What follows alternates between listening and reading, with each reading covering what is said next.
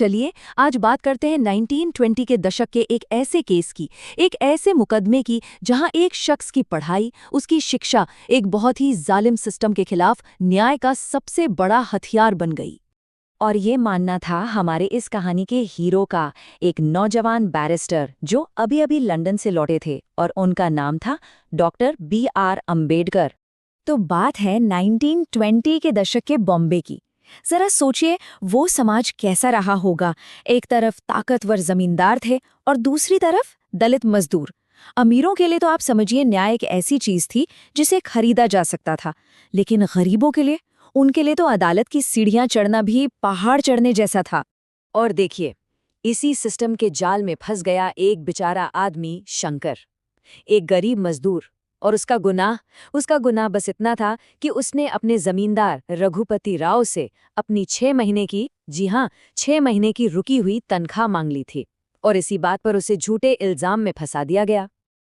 अब जब हर दरवाजा बंद हो गया तो हताश होकर शंकर का परिवार पहुंचा डॉक्टर अंबेडकर के पास।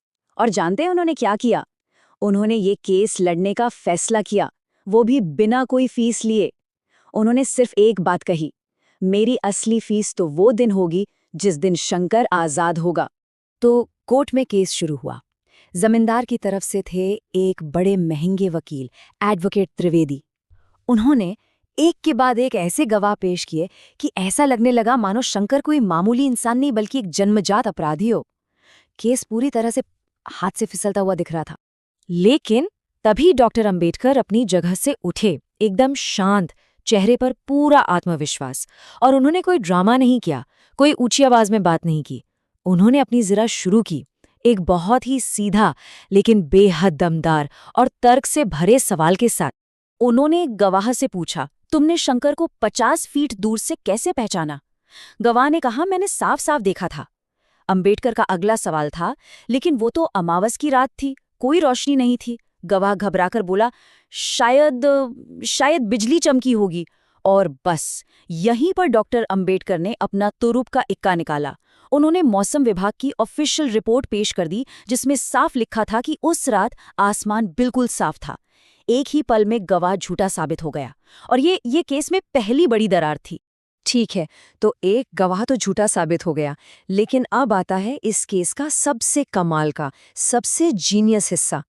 जमींदार ने अपना आखिरी सबूत पेश किया, एक बही खाता जिसमें लिखा था कि शंकर पर उसका 500 रुपए का कर्ज है और चोरी का मकसद भी यही था।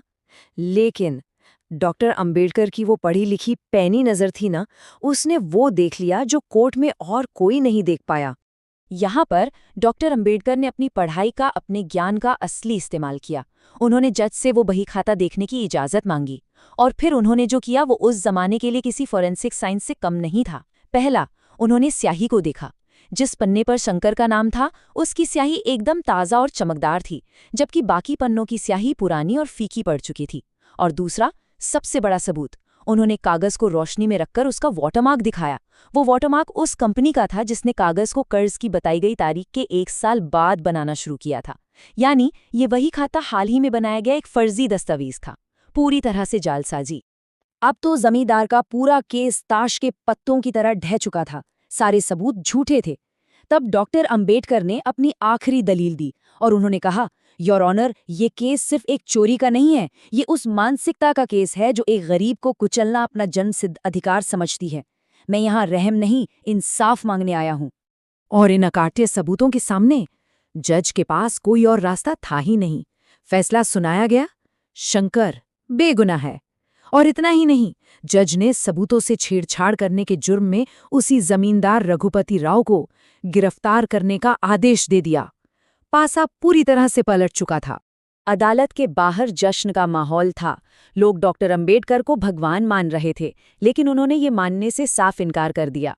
उन्होंने शंकर को असली आज़ादी की चाबी देते हुए कहा, शिक्षा वो शेरनी का दूध है, जो पिएगा वो दहाड़ेगा। तो देखिए, ये जो जीत थी ना, ये सिर्फ एक कोर्ट केस की जीत नहीं थी, ये तो बस एक शुरुआत थी। उस लंबी लड़ाई का एक शुरुआती अध्याय जिसने आगे चलकर डॉक्टर अंबेडकर को दबे कुचलों के सबसे बड़े नेता और फिर भारतीय संविधान के मुख्य निर्माता के तौर पर स्थापित किया। ये कहानी हमें एक बहुत ज़रूरी बात सिखाती है कि कैसे ज्ञान, कैसे शिक्षा सबसे बड़ी ताकत को भी चुनौती दे सकती है, उसे झुका सकती है। और ये आज भी उतना ही सच है। ये हमें सोचने पर मजबूर करता है ना, कि आज के ज़माने में वो कौन सी गोलियात हैं, वो कौन सी बड़ी-बड़ी चुनौतियां हैं जिन्हें हम अपने ज्ञान के हथियार से हरा सकते हैं।